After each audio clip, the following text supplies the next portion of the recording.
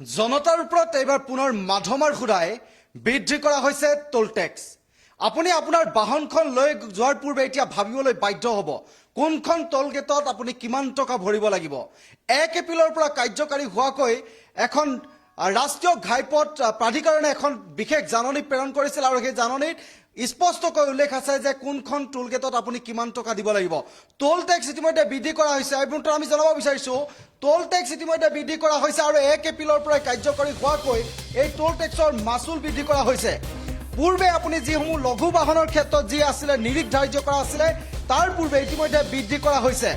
5ৰ পৰা 10% ইতিমধ্যে বৃদ্ধি কৰা হৈছে টোল কৰ। লঘু ব্যক্তিগত বাহনে পূৰ্বে 145 টকা যি পূৰ্বে টোল গেটত দিব লাগিছিল 140 টকা আৰু সেয়া এতিয়া বৰ্তমান দিব লাগিব 145 টকা। অহা যোৱাৰ বাবদ ইতিমধ্যে 204 টকাৰ পৰা 215 টকালৈ ইতিমধ্যে এনেধৰণে বৃদ্ধি কৰা হৈছে। পূৰ্বে যদি আপুনি 204 টকা দিব লগা হৈছিল আৰু এতিয়া কৰ দিব লগা হৈছে 215 টকা। লঘু বাণিজ্যিক বাহনে ইতিমধ্যে 220 টকা পৰ্যন্ত দিব লগা হৈছে। ইতিমধ্যে প্ৰতিটো মুহূৰ্তত ইতিমধ্যে কৈছে যে জনতাৰ ওপৰত পুনৰ মাধমাৰ ঘূৰাইছে। সন্মুখত কেইবাটাও নিৰ্বাচন আৰু নিৰ্বাচনৰ পূৰ্বে এতিয়া প্ৰতিটো সামগ্ৰীত মূল্যবৃদ্ধিৰ লগতে জীৱনদায়িনী ঔষধত মূল্যবৃদ্ধি 786 ইতিমধ্যে জীৱনদায়িনী ঔষধত মূল্যবৃদ্ধি কৰিছিল আৰু এইবাৰ 1 এপ্ৰিলৰ পৰা কাৰ্যকৰী হোৱাকৈ ৰাষ্ট্ৰীয় ঘাইপথ প্ৰাধিকৰণে এখন জাননী প্ৰেৰণ কৰিছিল যিখনত টোল কৰ বৃদ্ধি কৰা স্পষ্টকৈ লিখা আছিল। এদিনত অহা যোৱাৰ বাবদ ইতিমধ্যে কি ধৰণে দিব লাগিব আপোনালোকৰ বৰ্ধিত যি ধৰণৰ হাৰ টোল কৰ ইতিমধ্যে দিব লাগিব। টোল টেক্সত ইতিমধ্যে টোল কৰ কেনেধৰণে দিব লাগিব এই কথাখিনি তাত স্পষ্টকৈ আছে। কোনখন টোল গেটত আচলতে কেনেধৰণৰ টোল কৰ দিব লাগিব এই কথাও তাত স্পষ্টকৈ লিখা আছে আৰু এই মুহূৰ্তত আমি কৈছোঁৱেই যে কেনেধৰণে আপোনালোকে টোল কৰসমূহ দিব লাগিব। এই মুহূৰ্তত আমি জনাব বিচাৰিছোঁ লঘু ব্যক্তিগত যিসমূহ বাহন আছে সেই বাহনে এতিয়া দিব লাগিব 145 টকা। পূৰ্বে সেই বাহনখনে টোল গেটত দিব লগা হৈছিল 140 টকা আৰু অহা যোৱাৰ বাবদ যি 204 টকা দিছিল আৰু সেয়া বৃদ্ধি হৈছে 215 টকালৈ। ঠিক লঘু বাণিজ্যিক বাহনে পূৰ্বে য'ত 220 টকা দিব লগা আছিল আৰু এতিয়া দিব লাগিব 230 টকা। এদিনত সেই বাহনখন অহা যোৱাৰ বাবদ এতিয়া দিব লাগিব 345 টকা।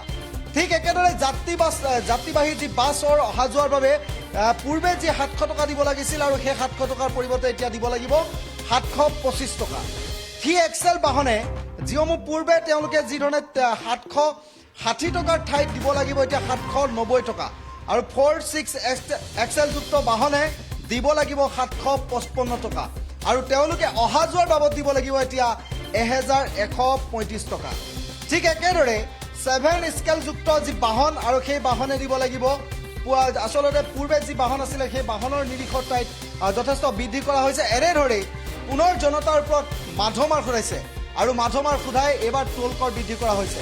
ৰাজ্যত ইতিমধ্যে ইখনৰ পাছত সিখনকৈ চৰকাৰে টোল গেট ইতিমধ্যে স্থাপন কৰিছে। প্ৰায় 60খনকৈ টোল গেট ইতিমধ্যে অসমত স্থাপন কৰাৰ যি লক্ষ্য আছিল সেই লক্ষ্যৰ বিপৰীতে ইতিমধ্যে তেওঁলোকে কেইবাখনো টোল গেট ইতিমধ্যে কাৰ্যকৰী হোৱাকৈ স্থাপন কৰিছিল আৰু সেই টোল গেটসমূহত এনেধৰণে টোল কৰ সংগ্ৰহ কৰি আহিছিল।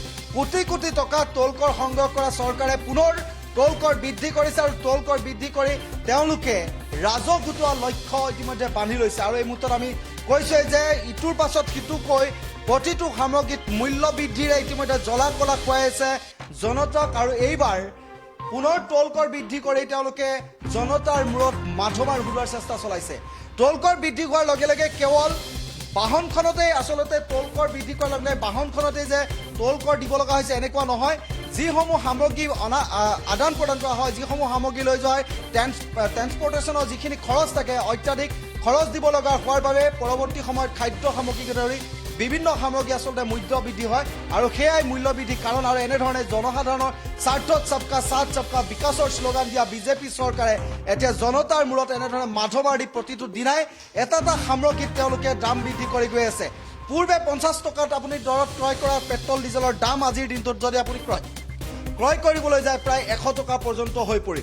এনেদৰে আচলতে সবকা সাথ সবকা বিকাশ আচলতে যি শ্লোগান দিয়া চৰকাৰখনৰ এই চৰকাৰৰ দিনত দিয়া এনেধৰণে দেখা পোৱা গৈছে প্ৰতিটো সামগ্ৰীত জীৱনদায়িনী ঔষধৰ পৰা আৰম্ভ কৰি প্ৰতিটো সামগ্ৰীৰ দিনক দিনে তেওঁলোকে মূল্য বৃদ্ধি কৰিবলৈ আৰম্ভ কৰিছে আৰু এনেধৰণে ইতিমধ্যে দেখা গৈছে আজিৰ দিনটোত আচলতে 1 এপ্ৰিলৰ পৰা কাৰ্যকৰী হোৱাকৈ যি টোল টেক্সৰ বাবে ৰাষ্ট্ৰীয় ঘাইপথ প্ৰাধিকৰণে যি জাননী প্ৰেৰণ কৰা হৈছিল তাৰ পাছতে ইতিমধ্যে ট্ৰল কৰক লৈ বিভিন্ন মহলত ইতিমধ্যে প্ৰতিক্ৰিয়া সৃষ্টি হৈছে আৰু প্ৰতিবাদী কাৰ্যসূচী হয়তো পূৰ্বে প্ৰতিবাদী কাৰ্যসূচী ৰূপায়ণ কৰিছিল এনেধৰণৰ বহুতে হয়তো ইতিমধ্যে ট্ৰল কৰক বিৰোধীয়ে আচলতে কেনেধৰণে স্থিতি গ্ৰহণ কৰিব সেয়াও লৈ প্ৰশ্ন উত্থাপন হৈছে বাৰে বাৰে চৰকাৰখনে যি মাধমাৰ ঘূৰাইছে জনসাধাৰণৰ মূৰত মাধমাৰ উঠাই এনেধৰণে মূল্য বৃদ্ধি কৰি অহাক লৈ এতিয়া সকলো ক্ষোভত ফাটি পৰিছে